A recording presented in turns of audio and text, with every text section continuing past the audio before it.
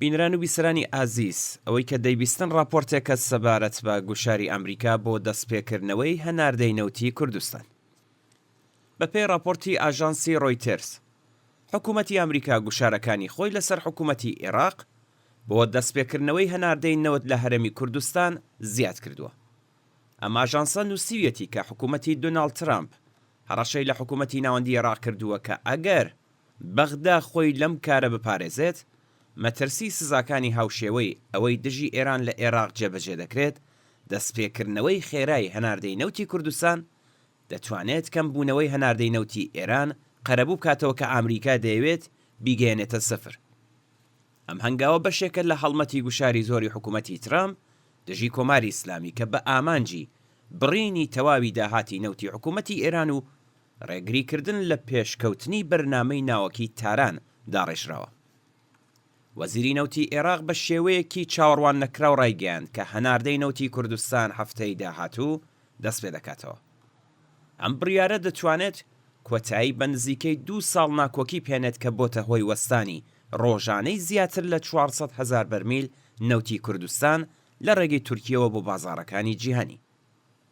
کۆماری ئیسلامی سەیری عێراق وەک ناوچەی نفوزی خۆی و یەکێک لە هاوپەیمانە سەرەکیەکانی خۆی دەکات بۆ پاراستنی سەقامگیری ئابووری لە سەردەمی گەماڕۆکان.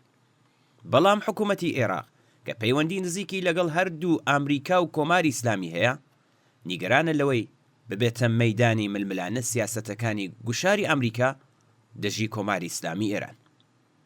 ترامپ داوای لە سەرۆک وەزیرانی عێراق محەممەد شیع سوودانی کردووە کە پەیوەندیە ئابووری و سەربازیەکانی خۆی لەگەڵ ئێران بپچڕێنێت.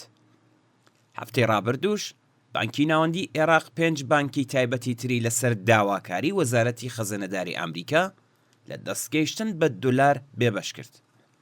بەداخستنی بۆری نەوتی کوردستان بۆ بەندەری جیهانی تورکیە لە ساڵی 2023 قاچاقی نەوتی ئەم ناوچەیە بۆ ئێران لە ڕێگەی لۆریەکانەوە گەشەیەکی زۆری بەخۆیەوە بینیوە.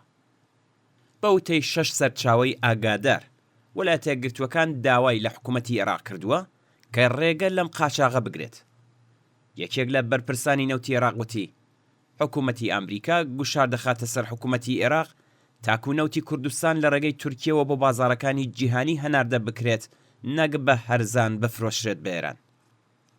بۆری هەناردەی نەوت لە مارسی 2023 دوای دەرچوونی بڕیاری ژووری بازرگانی نێودەوڵەتی بۆ پێدانی 1.5 ملیارد دلار قەرەبوو لەلایەن تورکیەوە بە عێراق بەهۆی هەناردەی نایاسایی لە نێوان ساڵەکانی 2014 تا 2018 وەستێنرا. کێشەی چارەسەر نەکراو سەبارەت بە پارەدان، نرخدانان و پاراستنی بۆریەکە ماوەتەوە. دانوستانەکانی کە ئەم هەفتەیە لە هەولێر بەڕێوە چوو ئەنجامی نەبوو. حکوومەتی فێدراڵی عێراق داوای لە دەستپێکردنی هەناردە دەکات بەبێ بەڵێنی پێدانی قەرزە پێشووەکان بە حکوومەتی هەرێمی کوردستان، بەڵام بەرپرسانی کوردستان جەختیان کردوتەوە کە بەبێ گەرانتی پێدانی ئەم قەرزانە هەناردە دەست پێ ناکەنەوە. یەکێک لە بەرپرسانی کۆشکی سپی وتی نەک تەنها بۆ ئاسایشی ناوچەی گرینگە کە هاوبەشە کوردەکانمان بتوانن نەوتی خۆیان هەناردە بکەن، بەڵکو ئەم هەنگاوە یارمەتی کۆنتڕۆڵکردنی نرخی جیهانی بێنزینیش دەدات.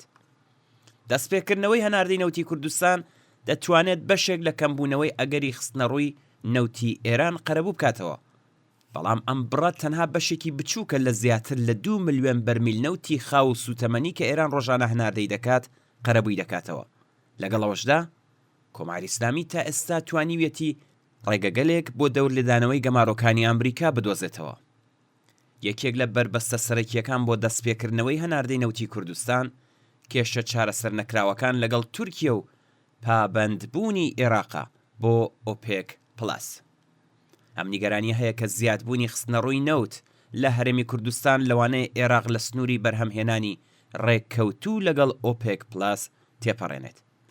لەگەڵ ئەوەشدا لە ڕاستیدا دەستپێکردنەوەی هەناردەی کوردستان کاریگەریەکی سنوورداری لەسەر بازاڕی جیهانی دەبێت و تەنها شێوازی هەناردە دەگۆڕێت، نەک بڕی گشتی بەرهەمهێنان و هەناردەی نەوتی عێراق.